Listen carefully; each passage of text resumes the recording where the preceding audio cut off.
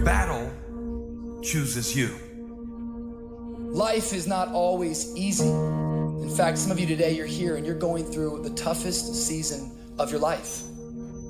There will be seasons where we will suffer. There will be seasons of real pain. And the question is, how will you respond in those moments? Why do you need a why? Because some days you're going to say, I don't want to get up. But that why is going to say, I'll push yourself. Get up. Your mama needs you. Your daddy needs you. Your children need you. Get up. Your why is going to push you when you can't push yourself.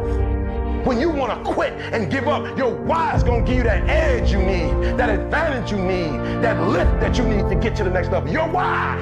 You better go inside. You still looking outside for the stuff that's already inside. You still looking for someone to save you when you already your superhero. You looking for some information from somebody when you already got what you need in your head. It's just time for you to get up and be the best version of you. As you're going through your go-through and you ready to quit, you ready to get in, because it don't look like you think it should look. You've been doing it for 5 years and it don't look like you think. You put all your money in it. You put all your time in it. People looking at you crazy. 5 years you've invested whole. You have absolutely nothing to do with what happened to you. It's not your fault. You got knocked on the ground. You had absolutely nothing to do with that. And I'm not blaming you for that. But if I come back a week later, you're still on the ground. That's your fault. If I come back a year later, you still on the ground, that's your fault. If you get knocked down, there's nothing you can do about it. But getting back up has every single thing to do with you. And you will promise me that from this day forward, you will not be defeated. Pain ain't permanent. No pain ain't permanent. You can get through this. You bigger than your pain. You better than that. Come on, you need to remember, this is not the first time you cried. This is not the first time you were hurt. This is not the first time you didn't have enough money. This is not the first diagnosis that came up from behind. What if all of us took that attitude after we face a rejection and a no, or we have a meeting and no one shows up, or somebody say, you can count on me, and they don't come through? Nobody believes in you. You've lost again and again and again. The lights are cut off, but you're still looking at your dream, reviewing it every day, and say to yourself, it's not over until I win. The harder the battle, the sweeter the victory.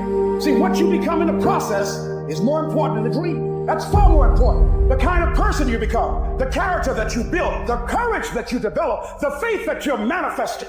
Oh, it's something that you get up in the morning, you look yourself in the mirror, you're a different kind of person. You walk with a different kind of spirit. And people know that you know what life is, that you have embraced life. You knew it was hard, but you did it hard. I don't care how good you are, I don't care how talented you are, I don't care how much you work on yourself. There are some times when things aren't going to go right. There are times when anything that can happen will happen. Everybody has a turn back moment. You can either decide to continue or to quit, to go forward or to go back. I need you to evaluate yourself and ask yourself the question, how are you wired? When you have a trial or a tribulation, how are you wired? When you hear the word no, does it break you? I'm wired differently. I get excited about no. I love no. I love it. It turns me on. No, Eric, I'll be back. I'll be back. I'll be stronger when I come back. Don't shun the no. Every no, you take the no and you recycle it.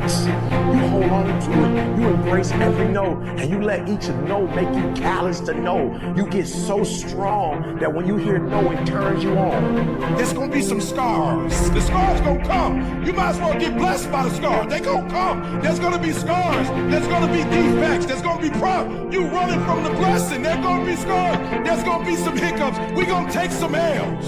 We going to get hurt. We gonna cry. We all go through it. You think you the only one? Some of you though, you let your pain pump you. You let your pain make you quit. If you get past it, on the other side of it, it's going to be phenomenal. I don't want to go through this process, but nevertheless, take me through the fire. I need you to look at that sickness that's going on in your life right now, whatever it is. I want you to say, I can't beat it. I will beat it. I must. I got a family to live for. I ain't through yet. My life ain't over yet. There's some things in life you don't need no degree for. You don't need no money for. You don't need no support for. There's some things in life you just don't get when you tell yourself, I'm going to get through this. Life is not the only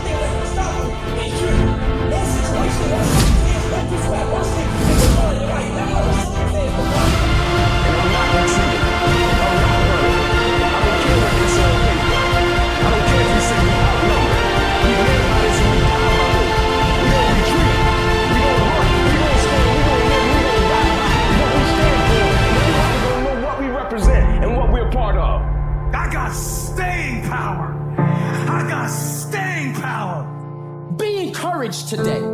That no matter what you've walked through, no matter how broken your marriage is, no matter how many times you failed, there is within you a spirit that is greater than whatever is going on around you.